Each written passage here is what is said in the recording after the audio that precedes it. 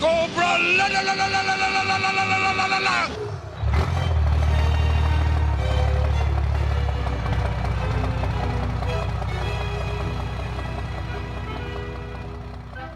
And that sound means it's the start of another Missal for the Masses. I'm your host, Gary. And I'm Casey. And this is the Chaplain's Assistance Motor Pod. This is the podcast that's centered around the vehicles, playsets, and even trailers of the G.I. Joe, a real American hero toy line from 1982 to the present day. We also talk G.I. Joe and connected comics, and sometimes figures and other military and adventure toy lines and their comic books. So, good evening, Casey. How you doing? I'm doing great. How are you? Hanging in there. Did a toy show last weekend, and Easter's coming up, so gonna be got some stuff and got some stuff coming up. Nice. Took a look at the calendar yesterday at work, and right at 9 weeks until Joe Fest. So pretty excited about that. Yeah, that's getting really close. I'm trying to get some stuff together for my booth, which is going to be very close to your booth. And I'm gonna sit right in the middle. Right. So it's getting exciting. Talking t-shirts for the show, gonna have some of that, and really just hang out and try not to spend all my money. I'm telling myself, if I don't spend all the money that I put back, because I knew we were gonna hit a low money wise, so I took some money early on, put it in the special Joe Fest account. So I have that. If I come home with a lot of that, I'm going to invest in some glass cabinets. Okay. For my toys. I've already been doing the research.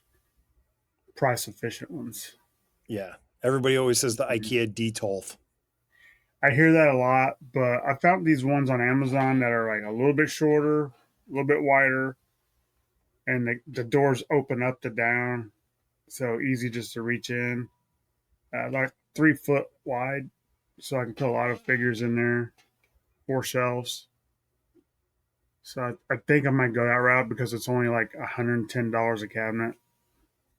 Oh, this doesn't seem too bad at all. No. And it should be wide enough to where I can put like maybe Castle Grayskull on top or something. I don't know. Just I need to be more space efficient. Yeah. Very well aware of that. My while I was working with streaming you guys this morning, I was down in my basement. I was starting to clean it. Yeah. I have this nasty habit of, putting it in the basement for, I'll take care of it later. And later comes and goes. Yeah. And I finally created a room on my workbench, and the same workbench that I'm podcasting from. And I finally started putting together my second whale after, nice. Yeah, it's been 5 years apart. So it had some dust. I had to wash it again. I decided I'm not going to put on the Toy Hacks decals. Whatever's on there is on there. Whatever it is whatever it is. That's the way it's going to be. It's time to put this together and move it on to its next forever home. So whales ain't small. No. They're not flag big, but they ain't small. So just if I don't do it, it won't go anywhere, and I'll be complaining about it another year. So that was that. And then I went to the New England toy and comic show. They just expanded. It was the guys that run the Manchester, Connecticut toy show, and he just started a second location in North Haven, minutes from my house, and went there as a guest, not a guest, but you know what I mean. I went there to as a person that buys, Right. and walked around. Ended up with a major storm. Complete major storm was my big find. Uh, and then there was also the oh god, the the leader of the Sky Patrol, the guy in blue. I can't think of his name right now. I found a complete one. The one I have is not complete, so I was just like, well, I'll pick that up. And then my favorite thing I picked up was the Swamp Masher. Oh, cool. Now, it's not major altitude, is it? Oh, I got yojoe here. yojoe Sky Patrol. This is why we edit. No, you No, leave it in. skydive.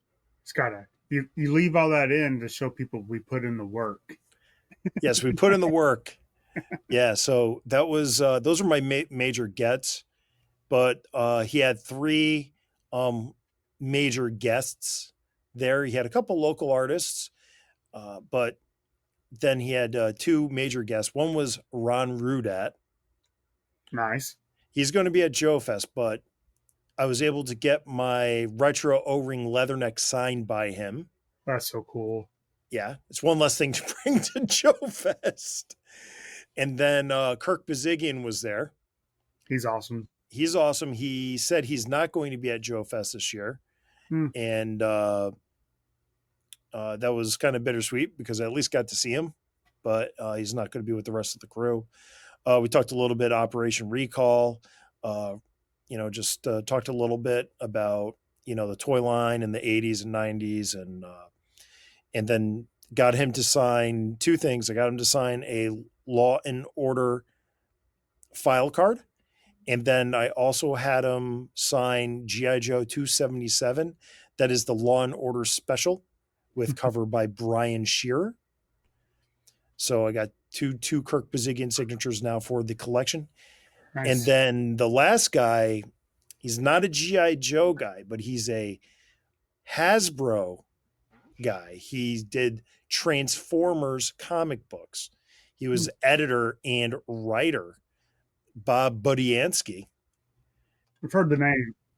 Yeah, he's a really nice guy. I remember I read him in the 90s with Sleepwalker and Spider-Man. But now that I'm reading, I've finished reading his run of Transformers, the original 1984 series. He brought a different way to do toy comic books.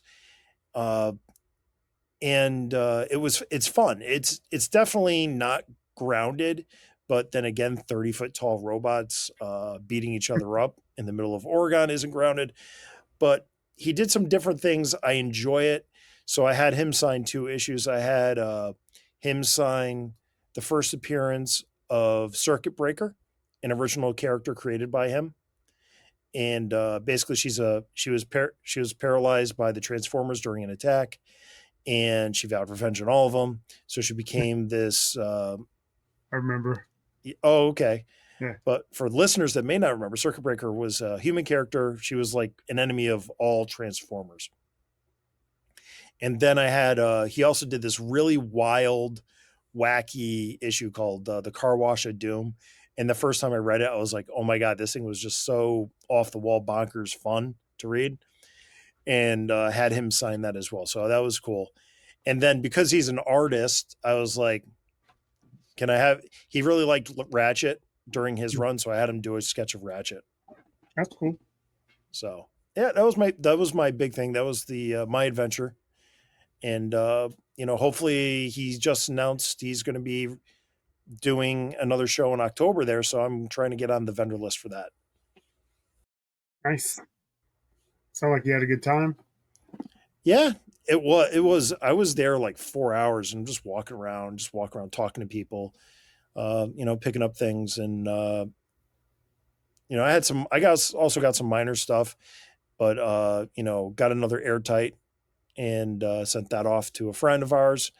So I just heard from Eric. He's enjoying Airtight. So good. I'm happy. He was very surprised and very happy. Yes.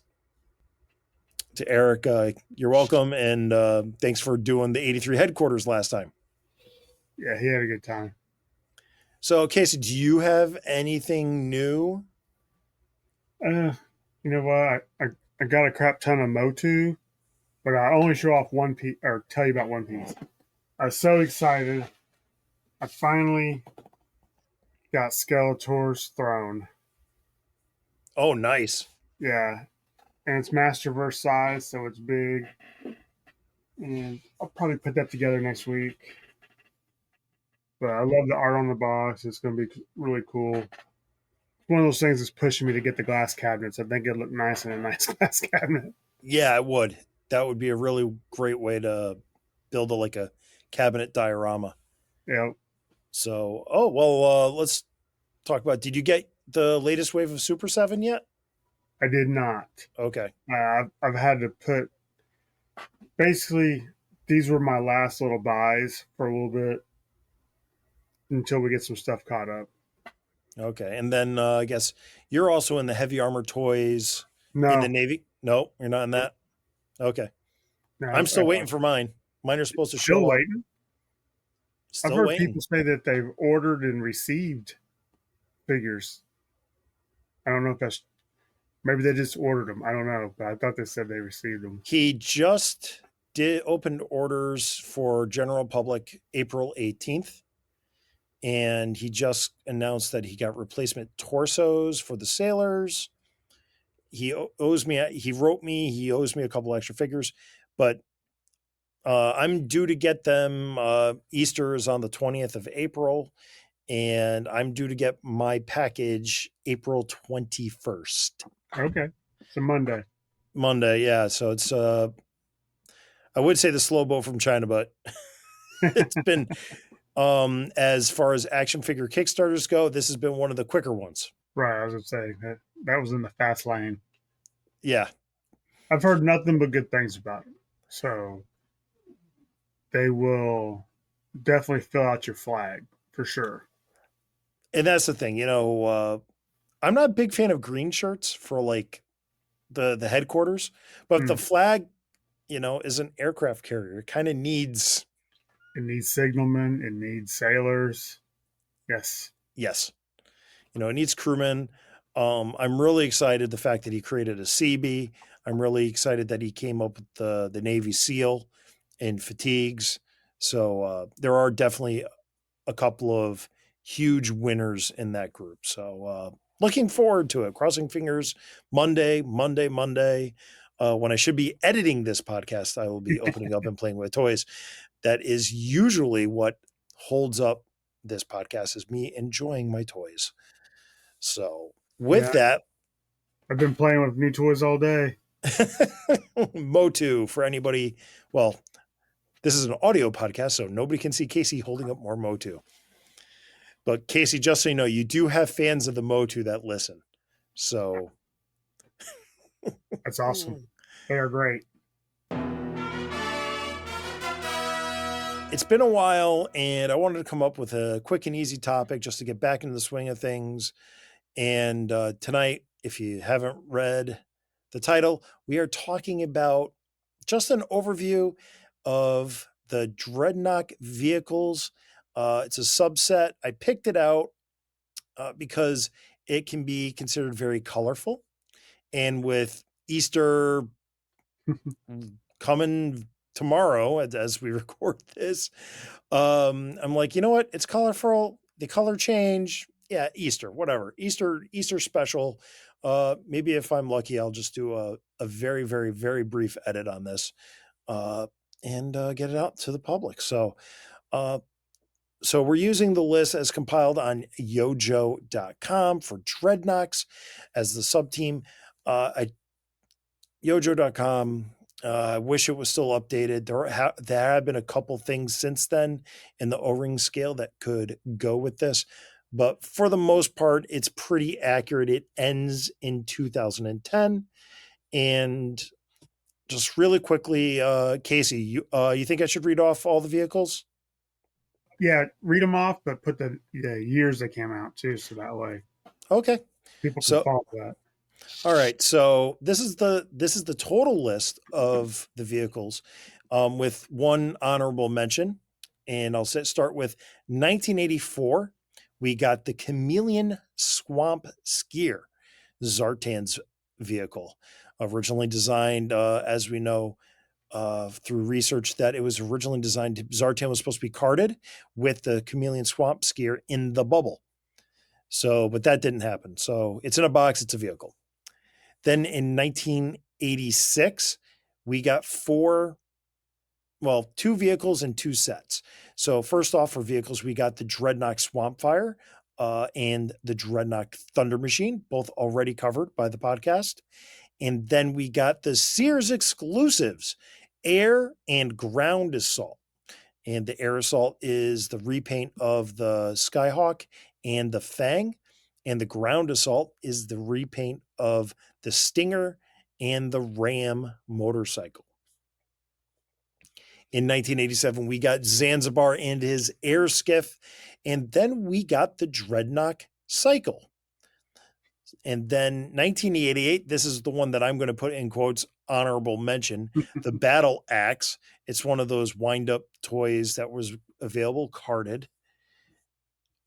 And then in 2004, for the G.I. Joe convention, we got the Dreadnok Cycle again in purple and light blue.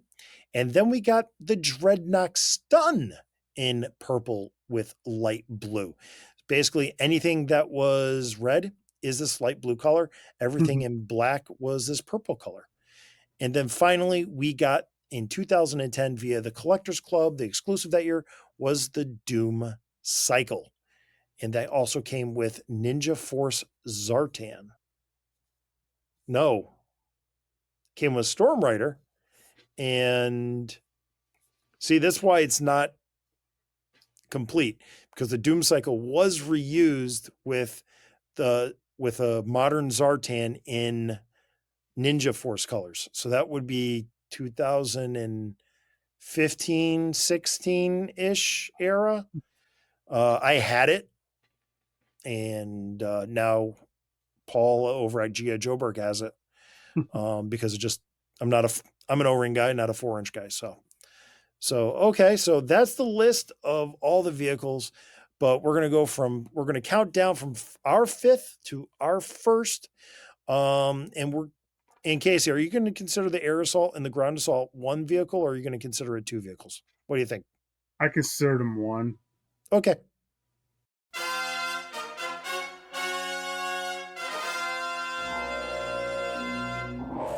All right. So Casey, why don't you start with your fifth favorite Dreadnok vehicle? All right. So my number 5 is the Ground Assault. I think the colors are fantastic for Dreadnoughts. I mean, it's just a smart reuse of molds they already had, and I like them. I don't own them. I've never have. I don't think I own any Sears exclusive of any Joe. Those are a little pricey for me mostly. They're very pricey. Yeah, I got it. I got to agree with you. I'm going to pass because I might want to talk about them later. One thing that stuck out when I was renewing this list was my number 5 was the 2004 Dreadnok Stun. This was available with the Collector Club when the Collector Club was closing shop in 2017, and I hemmed and hawed for about 2 days when it went on clearance. Mm-hmm. And I literally kicked myself.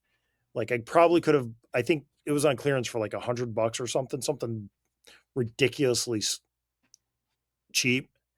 And just because it's a trike and it's the Stun, and the Stun's awesome, and Dreadnoks are awesome, that's why it's my number 5. Yeah, I mean, honestly, the Stun should have been a Dreadnought ride from day one. Now that you see it in those colors, it's like, yeah, that was meant for them. Yeah, absolutely. So Casey, number 4. All right, so my number 4 is the Dreadnok Cycle, the 2004 one with the colors. That's my number 4.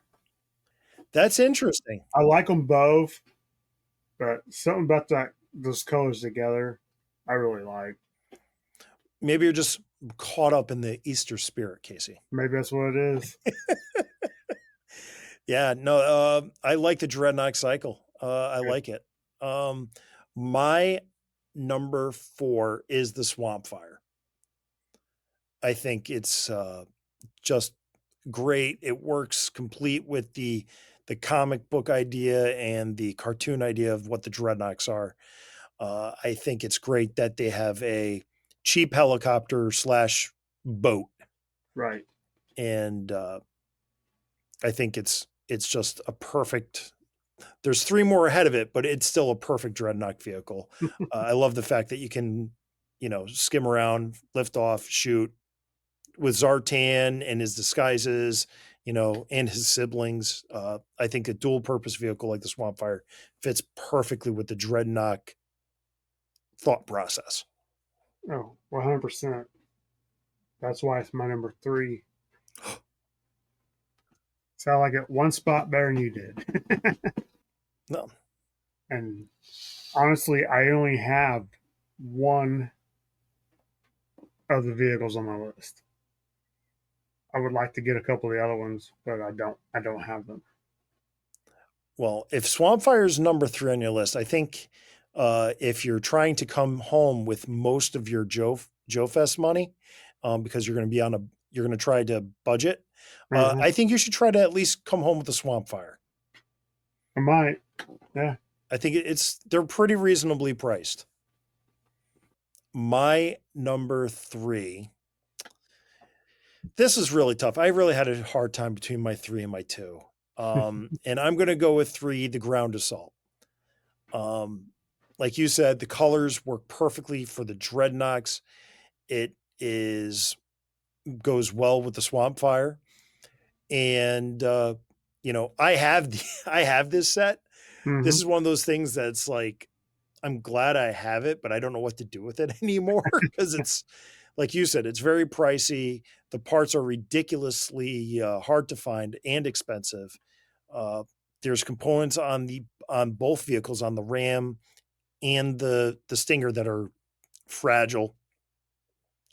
It's something I handle with kid gloves when I do handle it, but right now it basically sits in a box, safely stashed away with some of my other more fragile slash. I really want to be careful about these items. So, but yeah, it fits with aesthetic. I love the cycle. The Ram is one of the best motorcycles of GI Joe, and giving a Dreadnok version of it makes only sense. Yeah. Yeah. So my number 2 is the Chameleon Swamp Skier. I had it as a kid. Played with it a lot. When I got back into Joe and I bought my Zartan, I chose not to get that because I didn't want to run up the price, and I was doing mostly figures at the time. Kind of regret not picking it up, just so I can say, get that in a little wagon thing, say it's complete. But I like it. Pretty cool. Yeah. That's my number 2. Yeah, the fact it was so prominent in the early Sunbow, Yeah. it has its place. I'll admit I did not put the Swamp Skier on, because to me it screams Zartan, Hmm. not so much Dreadnok. It didn't get on my list, but what did make number 2 on my list was the 1987 Dreadnok cycle, the original trike Yeah. for the Dreadnoks. To me, Dreadnoks are a biker gang, and a trike is a bike. So I love the Dreadnok cycle. It's just, you got the biker gang and you got a little bit of Mad Max, and it works perfectly.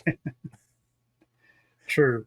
I mean, it was always a toss up which Dreadnought cycle was on my list. I didn't want to put them both on there. I like them both. But number one, it has to be a Thunder Machine. That is Mad Max. That is Thrasher. That is Dreadnoks. Except for you're right. I mean, they should all have motorcycles. Not Yeah, Thrasher. Thrasher needs his Thunder Machine. and I agree with you. The Thunder Machine is my number one as well. It is. It's just the most bonkers, awesome. Like they should be bikers, but not Thrasher. Right. Yeah. And we did a whole episode together on the Thunder Machine. And Yeah. what can we say that we haven't said already? It's fun. It is. It's great. And honorable mention, the Thunder Machine also comes in Soundwave flavor, so you Yeah. can transform it. Just a little side note, when I was doing classified, I took the whole every time I got a Dreadnought, I would buy in like the next 12 over, they had 112 scale Harley Davidsons. And I would buy those for my Dreadnoughts, and they looked really cool with them. They weren't like one per one, like just a perfect size. They were maybe just a little bit small. But I mean, they look good. It was fun. They were cheap and it looked good together. So Yes. Yeah, they were made by Maisto. I actually did the same thing. yeah, My son actually wanted them, the motorcycles. And I'm like, yeah, we'll get the motorcycles. And when he was done playing with them, I'd just be like, take them. yeah, Because they even had some street bikes. And they had and I used one for my 00 Snake Eyes. yeah. Like, it's like, yeah, it just needs to be on he's a ninja on a motorcycle, motorcycles. And all right, let's just put it out there. There's not enough motorcycles in G.I. Joe. There I'm is no. sorry. We need more Rams. And, another reason why I was thinking of Dreadnoks was I was thinking to myself one day is like, I'm rusty at CAD CAM, but maybe I can design a dirt bike for G.I. Joes that'll work. Because, the Dreadnoks, they're a biker gang. And a Right. biker gang usually isn't dealt with in military force. The biker gang should be dealt with almost like the DEF. So you should have Bulletproof and Shockwave. Those should be the guys that are going after the biker gang. I think of biker gangs. I think of drugs, human trafficking, prostitution, that kind of crime. But not really it's truly a military level threat. Yeah. They're a different kind of biker gang. They just like to cause havoc, eat chocolate donuts, drink grape soda, just be knuckleheads. What I should ask this of Larry Hama was chocolate covered donuts and grape soda a euphemism for anything with the Dreadnoks? Because obviously you can't have in a toy tie-in comic book, hard Right. drugs. It's not Green Arrow or Iron Man. But yeah, so yeah, I'm gonna say the other one of the things was I've been looking for an air assault set for a long time, since about the time I put together my ground assault set. Because I ended up buying part slots. I ended up with a couple things for the air assault. Hmm. And when I did the ground assault, they were expensive. And the air assault is just as expensive, but I don't know why. A Skyhawk and a Fang just doesn't scream Dreadnok to me. Especially with that color scheme. I would think it'd be just a little bit more like swamp fire-ish. Then I could see it. Yeah, I mean, I could see the Fangs. And then the other thing too, you know what? Another vehicle that should be considered Dreadnok almost, because they did ride them in the Pyramid of Darkness in the space station with the Fatal Fluffies, the Cobra Ferret. Yeah.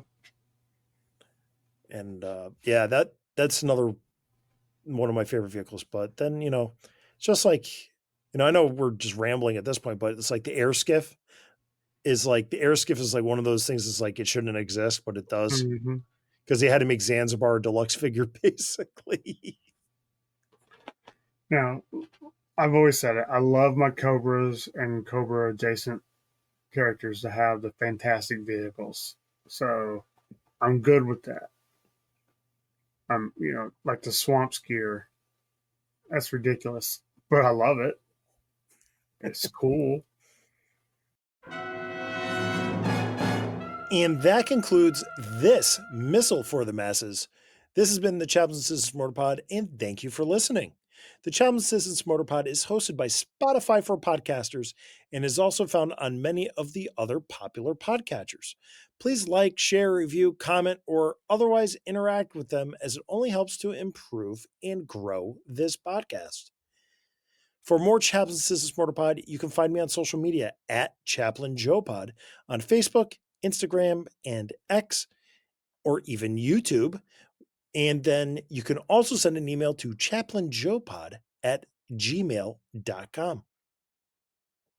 Hey, and if you want to get a hold of me, podcast from the pit at gmail.com is our email address. But you can check us out on X, Facebook, Instagram, and YouTube. It's just an interactive show, really. And I think if you've never watched it, you might enjoy it. And the Chaplain Assistance Motor Pod is the strange, but not estranged, nerdy little brother of The Pint, a pop culture podcast. Basically, the Chaplain Assistance Motor Pod is like Xandar, and The Pint's kind of like Zartan. With all of that said and done, one final missile for the masses. Be decent to one another.